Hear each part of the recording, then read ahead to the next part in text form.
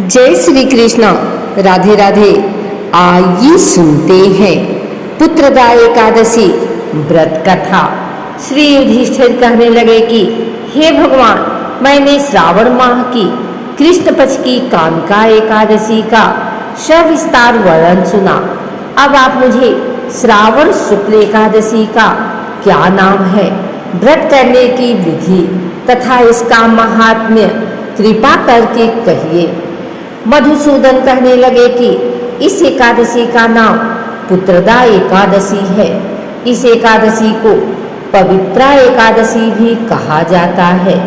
पुत्रदा एकादशी व्रत करने वाले व्यक्ति को पूजा के बाद श्रावण पुत्रदा एकादशी व्रत की कथा जरूर सुननी चाहिए। ऐसा करने से व्रत पूर्ण होता है और मनोकामना पूरी होती है। अब आप शांति पूर्वक इसकी कथा सुनिए। इसके सुनने मात्र से ही वाजपेयी यज्ञ का फल मिलता है। द्वापर युग के आरंभ में महिष्मती नाम की एक नगरी थी, जिसमें महीजीत नाम का राजा राज्य करता था। लेकिन पुत्रहीन होने के कारण राजा को राज्य सुखदायक नहीं लगता था। उसका मानना था कि जिसकी संतान न हो उसके लिए यह लोक और परलोक दोनों ही सुखदायक होता है। पुत्र सुख की प्राप्ति के लिए राजा ने अनेक उपाय किए, परंतु राजा को पुत्र की प्राप्ति नहीं हुई। वृद्धावस्था आती देखकर राजा ने प्रजा के प्रतिनिधियों को बुलाया और कहा, हे प्रजाजनों, मेरे खजाने में अन्याय से उपार्जन किया हुआ धन नहीं है। न मैंने कभी देवताओं तथा ब्राह्मणों का धन छीना है। किसी दूसरे की धरोहर भी मैंने नहीं ली। प्रजा को पुत्र के समान पालता रहा। मैं अपराधियों को पुत्र तथा बांधवों की तरह दंड देता रहा। कभी किसी से घृणा नहीं की, सबको समान माना है। सज्जनों की सदा पूजा करता हूँ। इस प्रकार धर्मयुक्त राज्य करते हुए भी मेरे पुत्र नहीं है, सो मैं अत्यंत दुख पा रहा हूँ। इसका कारण क्या है? राजा महीजीत की इस बात को विचारने के लिए मंत्री तथा प्रजा के प्रतिनिधि वन को गए। वहाँ बड़े बड़े महर्षि मुनियों के दर्शन किए। राजा की उत्तम कामना की पूर्ति के लिए किसी श्रेष्ठ तपस्वी मुनि को देखते फिरते रहे। एक आश्रम में उन्होंने एक अत्यंत वयोवृद्ध धर्म के ज्ञाता बड़े तपस्वी, परमात्मा में मन लगाए हुए, निराहार, जितेंद्रिय, जितात्मा, जित क्रोध, सनातन धर्म के गुण तत्वों को जानने वाले, समस्त शास्त्रों के ज्ञाता महात्मा लोमश मुनि को देखा, जिनका कल्प के व्यतीत होने पर एक रोम गिरता था। सबने जाकर ऋषि को प्रणाम किया। उन लोगों को देखकर मुनि ने पूछा कि आप लोग किस कारण से आए हैं? निसंदेह मैं आप लोगों का हित करूंगा। मेरा जन्म केवल दूसरों के उपकार के लिए हुआ है, इसमें संदेह मत करो। लोमश ऋषि के ऐसे वचन सुनकर सब लोग बोले, हे महर्षि, आप हमारी बात जानने में ब्रह्मा से भी अधिक समर्थ हैं, अतः आप हमारे इस संदेह को दूर कीजिए। महिष्मतीपुरी का धर्मात्मा राजा महीजीत प्रजा का पुत्र के समान पालन करता है, फिर भी वह पुत्रहीन होने के कारण दुखी है। उन लोगों ने आगे कहा कि हम लोग उसकी प्रजा हैं, अतः उसके दुख से हम भी दुखी हैं। आपके दर्शन से हमें पूर्ण विश्वास है कि हमारा यह संकट अवश्य दूर हो जाएगा, क्योंकि महान पुरुषों के दर्शन मात्र से अनेक कष्ट दूर हो जाते हैं। अब आप कृपा करके राजा के पुत्र होने का उपाय बतलाएं। यह वार्ता सुनकर ऋषि ने थोड़ी देर के लिए नेत्र बंद किए और राजा के पूर्वजन का वृतांत जानकर कहने लगे कि यह राजा पूर्वजन में एक निर्धन वैश्य था। निर्धन होने के कारण इसने कई बुरे कर्म किए। यह एक गांव से दूसरे गांव व्यापार करने जाया करता था। एक समय ज्येष्ठ मास के शुक्ल पक्ष की द्वादशी के दिन मध्याह्न के समय वह जबकि 2 दिन से भूखा प्यासा था, एक जलाशय पर जल पीने गया। उसी स्थान पर एक तत्काल की ब्याही हुई प्यासी गौ जल पी रही थी। राजा ने उस प्यासी गाय को जल पीते हुए हटा दिया और स्वयं जल पीने लगा। इसीलिए राजा को यह दुख सहना पड़ा। एकादशी के दिन भूखा रहने से वह राजा हुआ और प्यासी गौ को जल पीते हुए हटाने के कारण पुत्र वियोग का दुख सहना पड़ा। ऐसा सुनकर सब लोग कहने लगे, हे ऋषि, शास्त्रों में पापों का प्रायश्चित भी है। अतः जिस प्रकार राजा का यह पाप नष्ट हो जाए, आप ऐसा उपाय बताएं।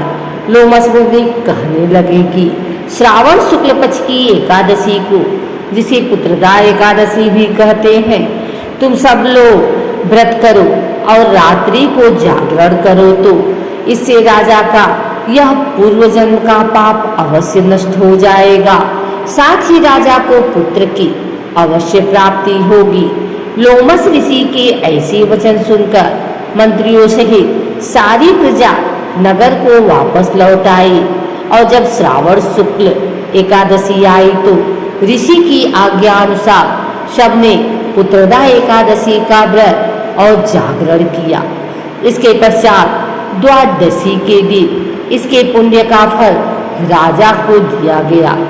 उस पुण्य के प्रभाव से रानी ने गर्भ धारण किया और प्रसव काल समाप्त होने पर उसके एक बड़ा तेजस्वी पुत्र उत्पन्न हुआ। इसलिए हे राजन, इस श्रावण शुक्ल एकादशी का नाम पुत्रदा पड़ा। अतः संतान सुख की इच्छा हासिल करने वाले इस व्रत को अवश्य करें।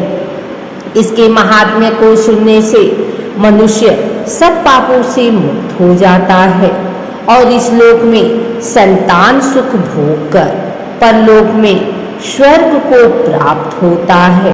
आइए सुनते हैं एकादशी की आरती। ओम जय एकादशी, जय एकादशी, जय एकादशी माता। विष्णु पूजा व्रत को धारण कर शक्ति मुक्ति पाता। ओम जय एकादशी माता, तेरे नाम गिनाऊं देवी, भक्ति प्रदान करनी मैया, भक्ति प्रदान करनी। गणे गौरों की देनी माता, शास्त्रों में बरनी।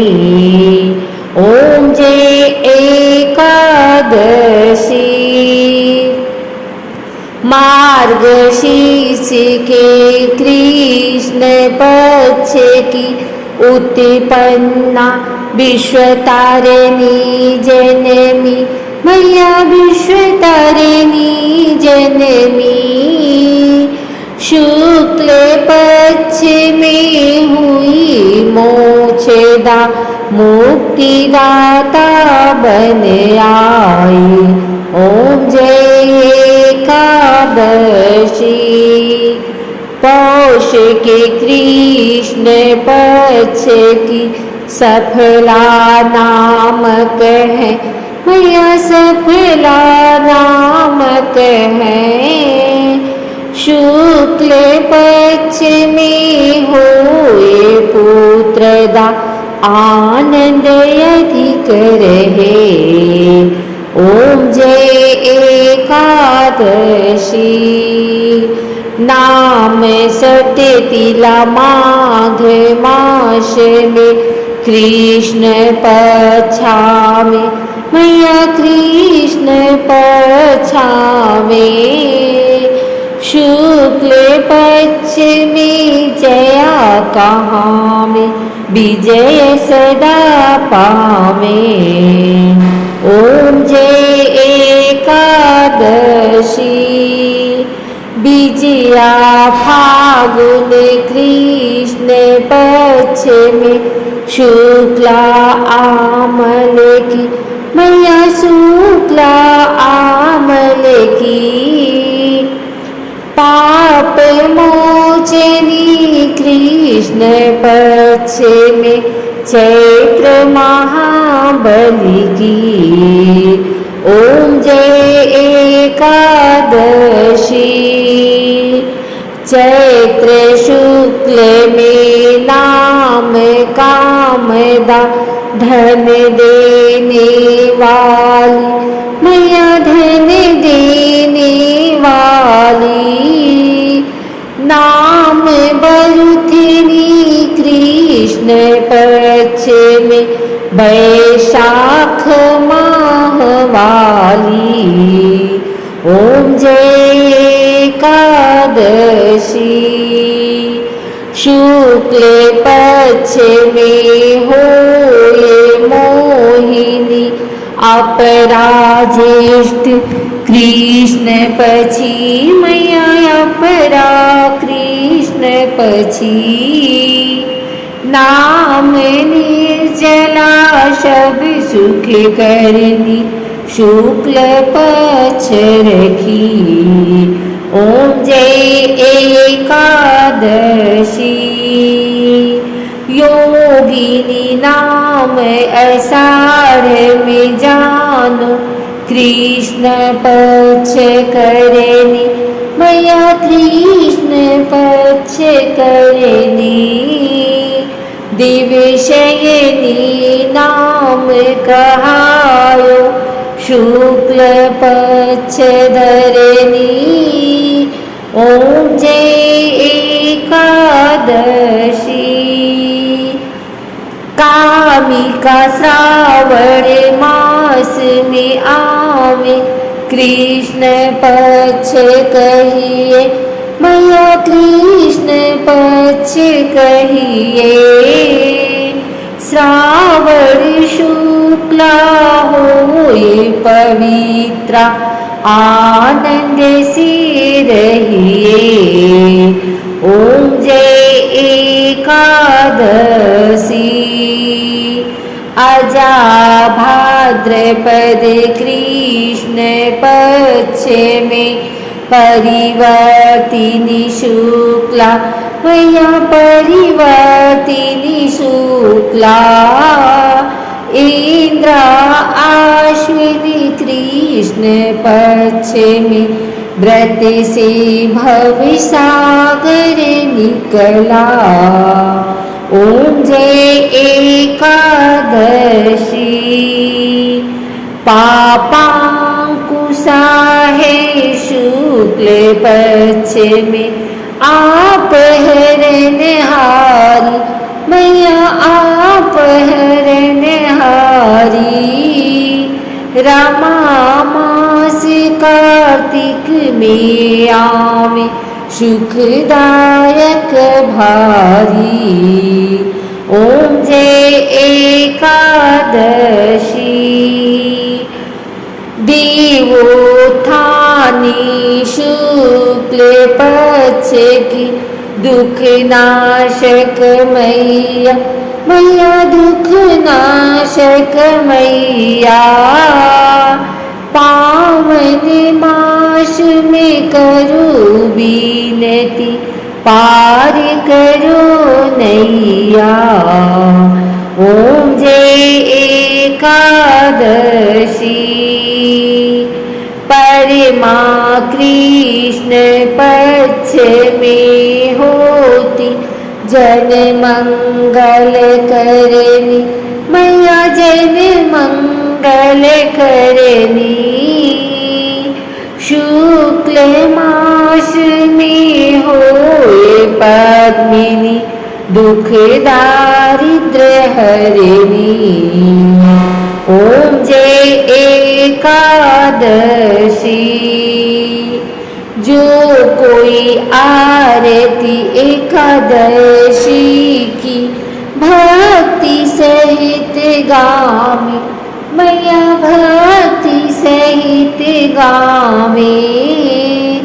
जन गुर दीता स्वर्ग का वासा, निश्चय वह पावे।